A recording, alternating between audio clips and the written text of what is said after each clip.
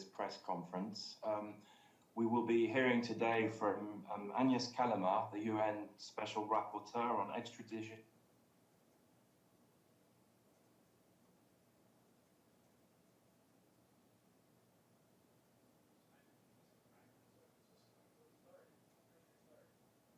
Investigation into the January 2020 shooting down of Ukraine Airlines Flight 752 in the Islamic Republic of Iran. We've just issued a press release on this. Now, Ms. Callamard will give an introduction to her findings, then we'll move to questions. I'd like to remind all participants, please, to keep your microphones muted when you're not speaking, and also to keep your questions succinct. I'll now give the floor to Ms. Callamard to present her findings. Thank you. Thank you very much, Jonathan, and thank you very much to all of you who are present today. I will speak for about 10 minutes just to highlight the findings of a fairly complex, technically speaking, investigation. So I thought it would be easier if I presented some of the facts before jumping into questions. On January 8, 2020, 176 persons lost their life when shortly after takeoff their flight en route from Tehran to Kiev, Ukraine International Airlines PS752 was struck by 2 missiles launched by the Islamic Republic of Iran. All passengers and the crew of PS752 were killed. Children, newlywed, students, grandparents, citizens and residents of Iran, Canada, Ukraine, Sweden, Afghanistan, Germany, Switzerland, and the United Kingdom. The targeting of PS752 occurred in the context of heightened tensions between the Islamic Republic of Iran and the United States following the targeted unlawful killing by the US of General Soleimani and members of the Iraq Popular Mobilization Force on the 3rd of January, and subsequently equally unlawful retaliatory strikes by Iran on 8th of January against US bases in Iraq. In anticipation of another retaliatory US response, the Iran Revolutionary Guard Corps, IRGC, moved anti-aircraft missiles units into positions around sensitive military installations, including that located near to Tehran Imam Khomeini Airport, a civilian airport. Flight PS752 departed Tehran Airport at approximately 2:42 UTC or 16:15 local time on 8th of January. At 2:43 UTC, the operator of an IRGC air defense Russian-built Tor missile unit reportedly detected the flight and interpreted it as being a hostile target. The operator attempted to notify the Iran Coordination Center of the target, but for unknown reasons, the communication failed. Shortly afterward, the unit fired its first missile.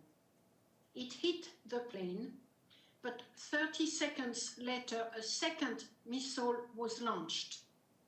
The 2 missiles were fired within 1 minute and 15 seconds of the flight being first detected. As a result, 176 persons lost their lives. I undertook a 6-month-long inquiry into the killings of those on board PS752. And in December last year, I wrote to the Iranian government detailing my observation and posing questions about the strike. I have yet to receive a response. The 45-page letter I addressed to the Iranian government alleged that multiple violations were committed by the Iranian authorities. And I'm going to detail some of them now. The first one is that of arbitrary killings.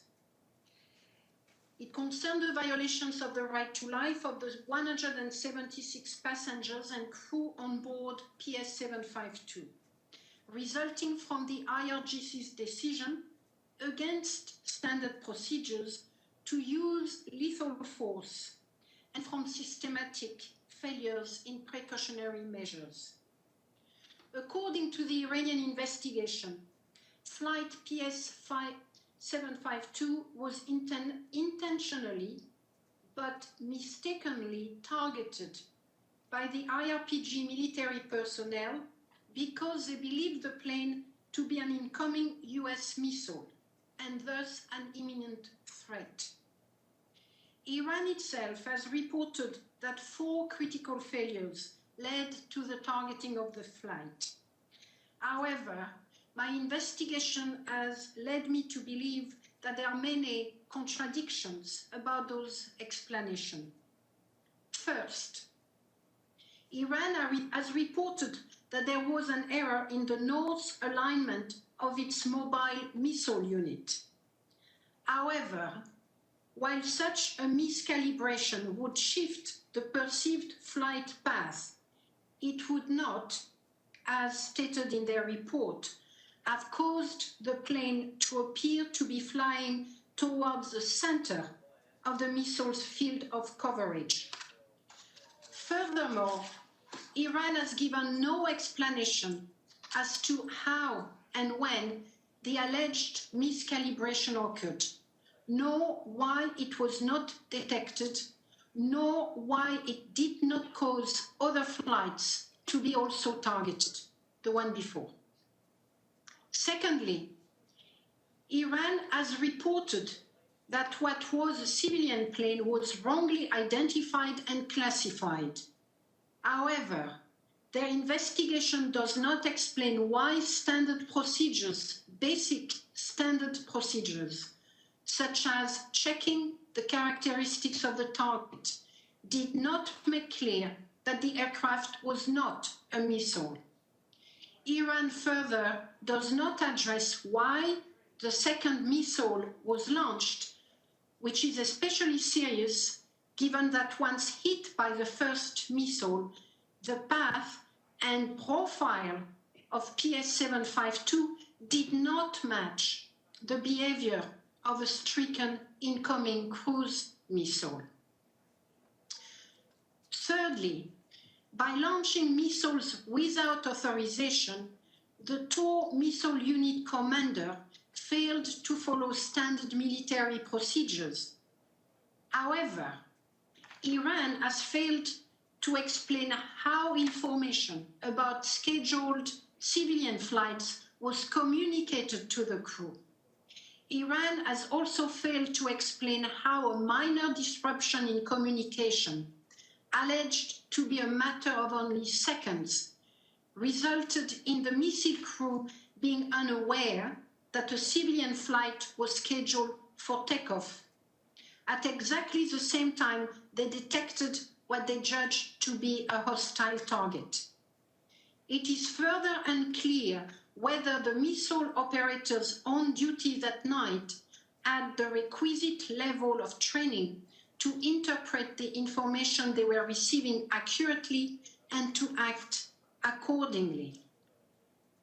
Fourthly, contrary to claim by the IRPG Aerospace Force commander that the missile unit had only 10 seconds to decide whether to fire, it appears that the unit had at least a 45-second window and possibly even more time to evaluate the target and determine the appropriate action.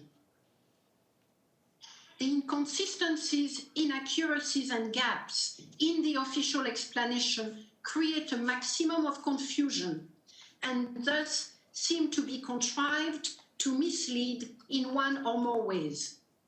As for the admitted mistake, these indicate a reckless, if not criminal, disregard for standard procedures and the principle of precaution, which should have been implemented to the fullest given the circumstances and the location of the unit. Those explanations also point to a deep failure of the chain of command, both civilian and military. Indeed, on the basis of the information received, one may even question whether there was an order or implicit encouragement by the chain of command to the crew on the ground to apply lethal force without going through standard procedures and precautionary steps. That is for the first violation that I have identified in my report. The second is the failure to take appropriate precaution. The IRPG and the Iranian state more generally were or should have been aware that its airspace was not safe for civil aviation in view of the context. The failure to close Iran airspace, in my opinion, amounts to a failure to protect under international human rights law. That failure was compounded by the inadequate steps taken by both military and civilian officials to ensure the safety of civil aviation as anti-aircraft units were moved into the area. In particular, special arrangements regarding coordination between military units and air traffic control should have been put in place at the highest level, and there is no evidence that they were. Third violation is a failure to investigate, which in and by itself amount to a failure to respect the right to life and protect. The authorities failed to investigate the strike in line with international standards. The investigation was not prompt. For 3 days after the killings, the government of Iran continued to deny that the flight had been shot down, insisting instead that the crash was caused by a fire. However, information has been provided that high-level officials knew within a matter of hours that the flight had been hit by a missile fired by an Iranian crew. It also appears that evidence was destroyed and not protected where it could have been. There are allegations that bulldozers were used at the site and that the crash zone was not protected from looters. The investigation itself has not been thorough or effective. It thus far has failed to consider the chain of command, to explain why the airport was not closed, to explain why no notice to air traffic was issued, why adequate measures were not put in place to ensure that civil aviation was protected. Iran investigation reports only provide limited and selected information regarding the tragic event. In the context of my inquiry, I sought to determine whether the possibility that the plane was intentionally struck amounted to an intentional targeting of a civilian aircraft, or whether it was done by mistake. I have found no concrete evidence that the targeting of that particular civilian plane was intentional and premeditated. However, the inconsistencies in the official explanation and the reckless nature of the mistakes have led many, including myself, to question whether the downing of Flight PS752 was intentional.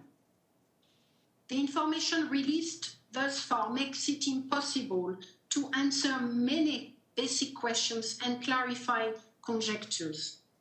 Without answers, suspicion that civilians were intentionally targeted will remain. The question of intentionality thus needs to be further investigated, including by the Iranians themselves, as they have not proven beyond any reasonable doubt that the plane was not intentionally targeted. Finally, I wish to add to that statement two other violations that took place. The first one is a violation of the right of the families. There are many reports, which I have investigated, that family members have been subjected to harassment, intimidation, threat, and physical assault at the hand of the authorities, even in Canada, in addition to those within Iran. The authorities allegedly also denied the families access to the crash site and failed to return the entirety of passengers belonging to them, with the result that many families are left without even the smallest mementos of those who lost their lives. Iranian officials further thought to coerce family into publicly declaring their support for the government or risk the non-return of their loved ones' remains. Many families were also reportedly denied private funerals, while officials imposed the requirement that the victims be declared martyrs who died for the country. And the last violation that my report details is violations in the context of the protest that took place in the aftermath of the strike, when many Iranians took to the street to demand the truth and accountability for the horrendous loss of life. The response of the authority was characterized by excessive use of force and arbitrary detention. Security forces reportedly attacked the protesters using tear gas, baton, rubber bullets, and pointed pellets. Reports indicate as well that the security forces also shot live ammunition directly at protesters. Hundreds of individuals, mainly students, were arrested and interrogated without the presence of a lawyer. Injured protesters were reportedly unable to seek medical assistance in hospitals and clinics. As a result of these systematic violations and failures by the Iranian authorities to meet their human rights obligations, 176 lives were lost and many more were harmed as a result of what happened after the strike. The families of the victims, and indeed Iranian societies and beyond that, because many victims actually resided outside Iran, are left without the answers they deserve. They are left churning over and over again in their minds, how could this have happened? Why was this particular flight targeted, while others on the same route in the same period escaped attack? Some left to wonder if their families were targeted deliberately. Thank you very much. Thank you very much indeed, Special Rapporteur. So now we'll go to questions. I don't see anything in the chat, but I see James Bays raising his hand in the room. So James, please go ahead. James Bays, Al Jazeera, Special Rapporteur, thank you very much for doing this for us again. Can I first ask you, what do you see as the avenues for accountability for the 176 deaths? Secondly, can I ask you, do you think there is any blame that should pass to the United States, given the context of the tension following the killing of General Soleimani? And my last question, clearly you are publishing this report, the result of all your hard work on this, at a very sensitive time regarding diplomacy over the nuclear deal. I know you are an independent special rapporteur, but do you have any concern that publishing this right now could cause trouble at this delicate time? James, can we ask you to ask your first question again, please, because the room was still muted. We only got the last few words of your first question. Okay, the first question again is, can you tell us, after the work you've done here and all the things you've found, what do you believe are the avenues for accountability for the 176 people who died? So over to you, Special Rapporteur. Okay. Thank you very much, James, for your questions. The avenues for accountability is indeed a complex question. Of course, I will continue to push for Iran to do far better and far more than they have done so far, which is to conduct an incomplete, if not, frankly, problematic, eminently problematic investigation and report. So that is not acceptable, and the international community should demand an investigation conducted in good faith and with all difficult questions to be answered regarding the responsibility of the chain of command within the IRPG, and regarding the very important questions on the intentional targeting of that flight.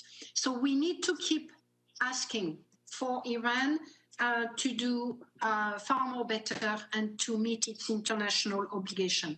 Second, as you know, there is an international process at the moment involving the other countries involved in the strike, particularly Ukraine, but also Canada.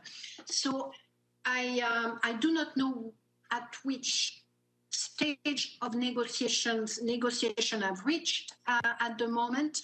My expectation is that the international expert involved in that process are gonna be pushing for Iran to provide answers to their questions. My expectation is that they will not be solely driven by financial reparation. I understand this is not what the families want. They want answers, and they want truth, and they want accountability. Money is of course important, but it is not their primary motivation. That must be reflected in the way Ukraine and possibly Canada and other governments are going to move forward and be involved in the last stage of the current negotiation. We need answers, and we have not been provided with answers at the moment. Thirdly, a month ago, I've issued a statement which did not receive a great deal of attention, which is fair enough, where I tried to move beyond the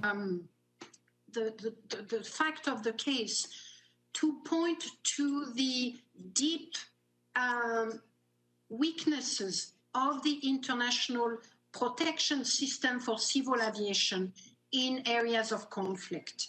I've issued a long statement detailing why the current system, international system, is failing all of us, frankly, because most of us, except in COVID times, are passengers.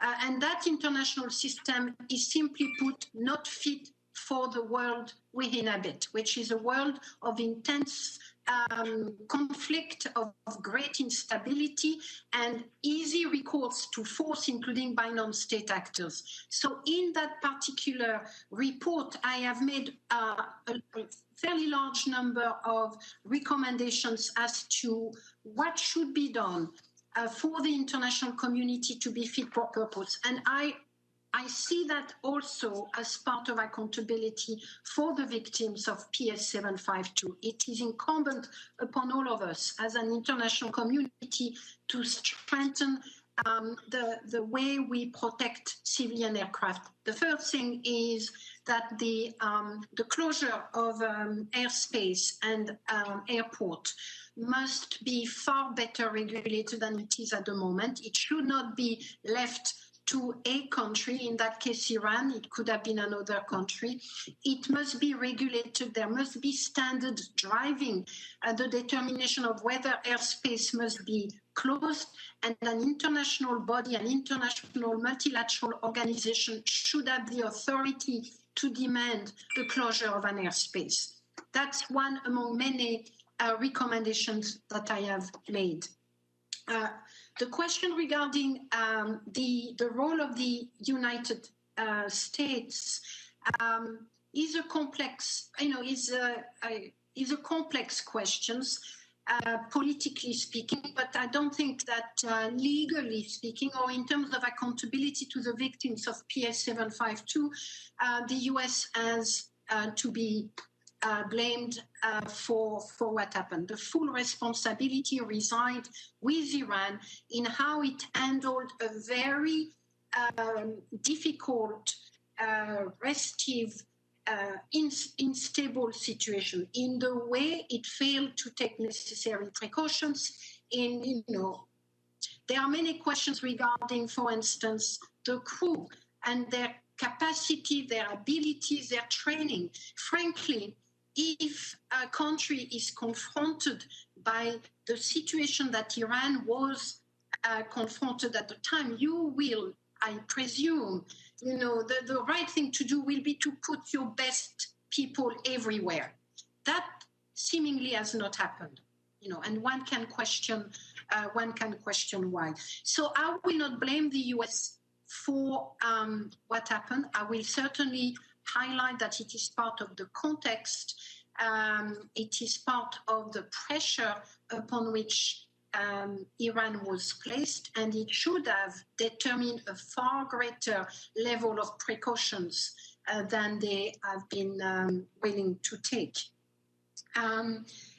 The nuclear deal, I don't think my report should and could influence the nuclear deal and the return to the nuclear deal.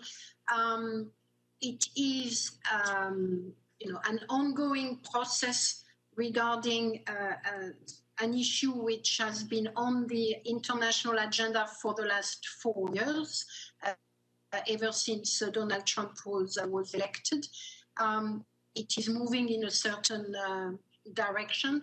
Alongside my investigation, I wish to point out that there are, particularly in the US, a great deal of attention placed on the fact that many Iranians are currently detained. Iranians with double nationalities are currently detained in Iran. That's also a very sensitive issue that is being brought up at the moment. I will say, from my standpoint, the nuclear deal was absolutely not in my mind when I conducted my investigation and reported it.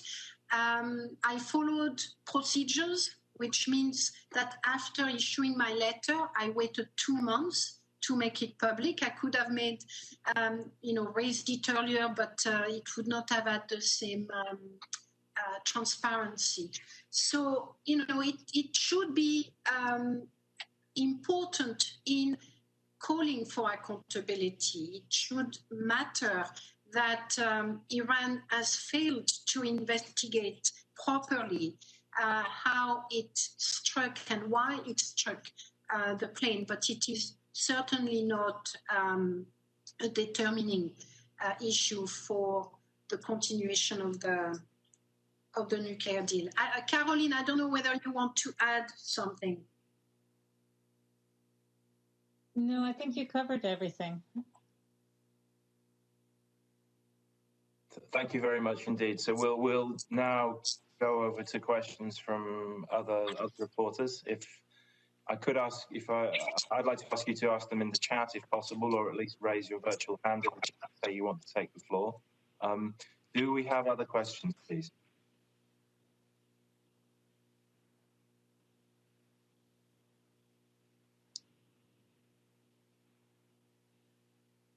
Yes. I see a question from James Reinald, the first to ask the question. James, please go ahead. Hi there. Thanks so much. Can you hear me? Just checking my microphone. Very well. Great stuff. Listen, it's just a really quick question. Am I right to think that nobody in Iran has been prosecuted for this tragedy? And given the fact that you've investigated it, who do you believe? Which individual is the most responsible? Who should be in the dock in a court in Tehran? Thank you for the questions.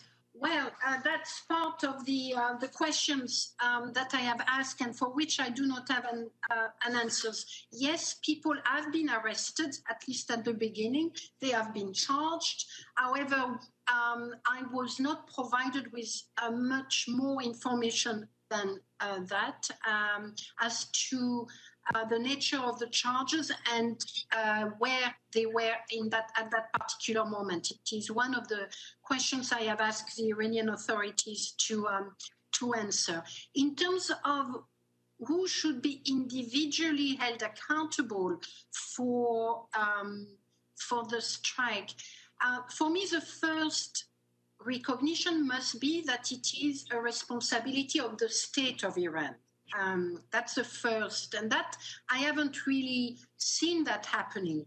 In fact, I have seen the authorities prepared to finger point and scapegoat a couple of individuals, and it is not what I would expect. The state, meaning the authorities within the state, from the military to the civilians, are responsible for the strike. Within that state, we then need to identify individual responsibilities, from the possibility that people have given a misplaced order, that they have failed in their due diligence. I've talked already about the failure to close the airspace. Who took the decision not to close the airspace? There were several people involved. Why? How can that be justified? I mean, all of those individuals have to be implicated in any kind of meaningful search for accountability, and it cannot just be the 3 members of the crew on the ground that should be held accountable for what happened. In my view, the first line of accountability resides with those that refused to close the airspace and did not issue an OTAM. And that was taken at a very high level. So far, we do not know who they are and why.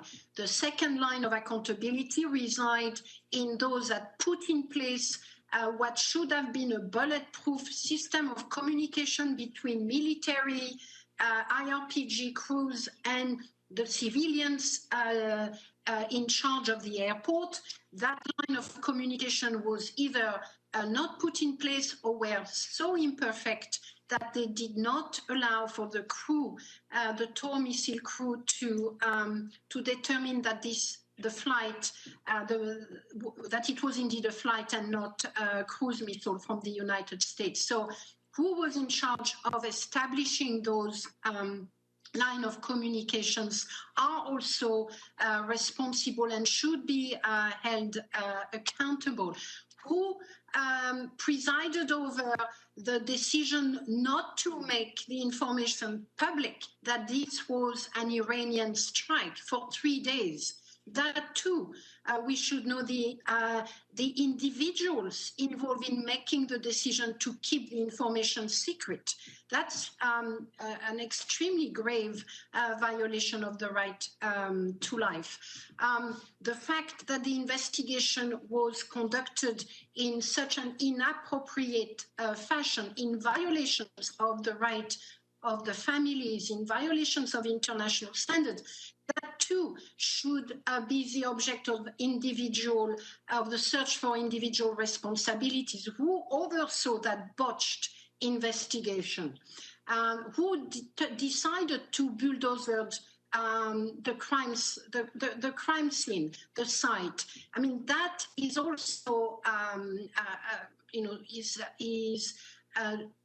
a violation of a basic standard of investigation, and so on and so forth. So I think the list of individuals is very large indeed, and is certainly not the 3 members, only limited to the 3 members of the crew, who are probably, in fact, in all those individual responsibilities, those that were the least responsible, coming at the end of a multiplication of failures. Thank you. I see we have two more requests for questions, one on another subject from Jamil Chad. Jamil, if you don't mind, I'll ask you to ask that question later so that we can stay on the subject at hand. So we'll come back to you. The next question is from Jeremy Lange. Jeremy, if you wish, please feel free to pose your question in French. Thanks, Jonathan. And that was my intention, actually. Morning, Agnès. I will stick to French then, if I may. Deux questions pour vous. Simplement vous demander quel est selon vous l'élément le plus troublant dans votre enquête qui vous fait penser que l'Iran est non seulement responsable, mais peut-être coupable, et qu'il s'agit peut-être, vous l'avez laissé entendre, d'une frappe qui était intentionnelle. C'est la première question.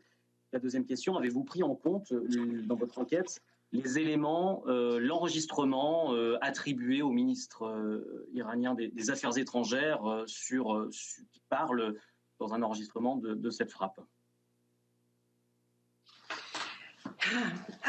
En ce qui concerne l'élément le plus troublant, c'est une très bonne question. Je dirais que l'élément le plus troublant, c'est que les explications des autorités iraniennes sur l'erreur ou les erreurs qui ont été commises, ces explications ne marchent pas. They don't add up, comme je l'ai dit dans mon communiqué de presse. Je ne sais pas comment traduire ça en français. Ces explications sont pleines de contradictions.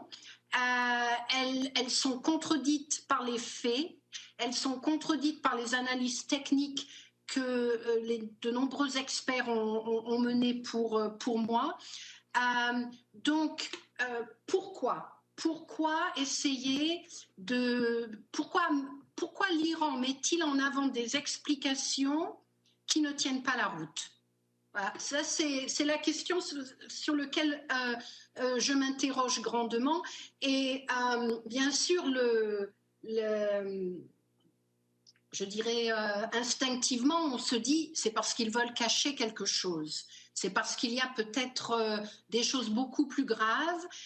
Et donc, qu'en créant ces contradictions, ces explications un peu confuses, on ne va pas être à même de chercher les faits les plus graves. Voilà. Donc, c'est pour moi le fait le plus troublant. Pourquoi est-ce que l'Iran ment sur... Parce qu'il n'y a pas d'autre terme à utiliser. Pourquoi est-ce que ces explications ne tiennent pas la route? Pourquoi ne pas expliquer clairement comment cette équipe iranienne du IRPG, comment est-ce qu'elle a pu faire de telles erreurs? Comment est-ce qu'elle n'a pas suivi les procédures, mais vraiment basiques, qui doivent être suivis? J'ai interrogé des dizaines d'experts, des militaires à tous les niveaux qui, eux aussi, ne comprennent pas comment ces procédures basiques n'ont pas été suivies, que ce soit au niveau de l'approche visuelle, au niveau de l'instruction sur les radars, etc., etc. On est très, très perplexe. Et c'est à cause de ça, je pense, qu'on est plus à même de s'interroger sur, de se demander si l'avion, bien sûr, il a été intentionnellement attaqué. Les Iraniens l'ont admis. Ils l'ont admis, mais ils ont dit qu'il a été intentionnellement attaqué par erreur. Voilà. Donc, la question concerne cette dernière partie, par erreur. A-t-il vraiment été intentionnellement attaqué par erreur? C'est l'élément le plus troublant. Mais si je peux me permettre, même j'ai dans une partie de la lettre que vous aurez peut-être envie de lire, analyse au niveau du droit international cet élément de l'erreur. Parce que ça a été reconnu en droit international qu'il est possible que l'on tue par erreur. Et la jurisprudence a cherché à délimiter le cadre de cette erreur. Donc, j'ai appliqué les principes de la jurisprudence, c'est-à-dire est-ce que l'erreur a été faite de bonne foi? Est-ce que l'erreur pouvait être jugée proportionnée par rapport à l'ensemble des faits? Donc, quand j'analyse la portée de l'erreur, ma conclusion, c'est que sur la base du droit international, l'erreur ne constitue pas une défense pour l'Iran. Donc que de toute façon, la responsabilité de l'Iran est directement et pleinement engagée dans cette attaque. Ah, et l'enregistrement, pardon. Non, donc l'enregistrement n'a pas fait partie de de ce que j'ai mis en avant. Je n'utilise mes standards pour les éléments de preuve sont assez stricts. Donc, je ne me suis pas sentie à même d'utiliser cet enregistrement. J'en ai pas eu besoin, à vrai dire. Thank you very much for that response. Do we have other hands raised or other questions? I don't see any more in the chat currently. So, please feel free to ask your question on another subject.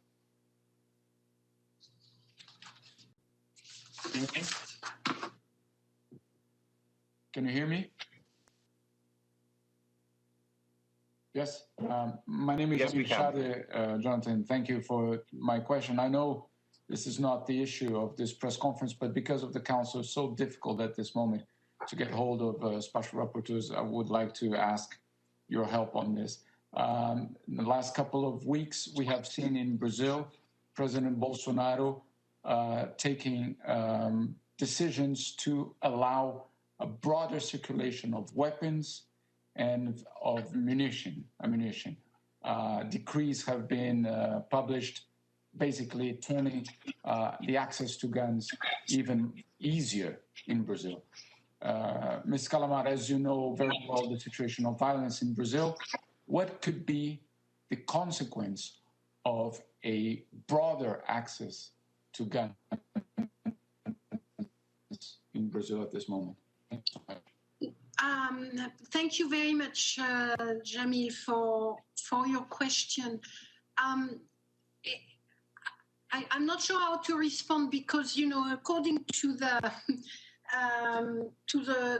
code of conduct, which I seek to follow, contrary to what some countries have said, I'm not at liberty to comment on issues which I have not first discussed with the countries concerned. And I have not actually discussed that particular issue with Brazil. So let me make a more general response, not with regard to Brazil. I think it is common sense to suggest that the multiplication of weapons on a given territory and the deregulation of access to those weapons are likely to result in greater threat to life. You know, it has not been, as far as I recall, it has not been the object of a study by special rapporteurs, but there is clear empirical evidence pointing to the fact that in countries where access to weapons is very liberal and deregulated, there are far greater numbers of homicide, either intentional or by accident. So what may be extrapolated from empirical evidence taken from other contexts is that any kind of policies of the nature that you have described are likely to create more insecurity for people more recourse to self-defense in context where this is not mandated and is very, very unlikely to address the problems of security confronted by Brazil or indeed other countries.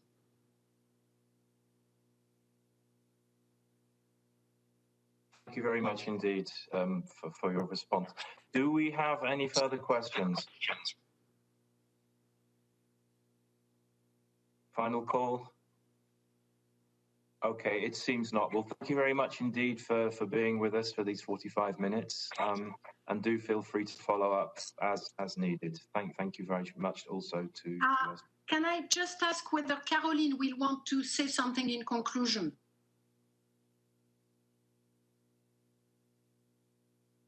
Well, I actually think that you summed it up quite well in your response in French, which is that the questions left open by what Iran has said so far has made it impossible to answer very basic questions, even as to the intention of the strike.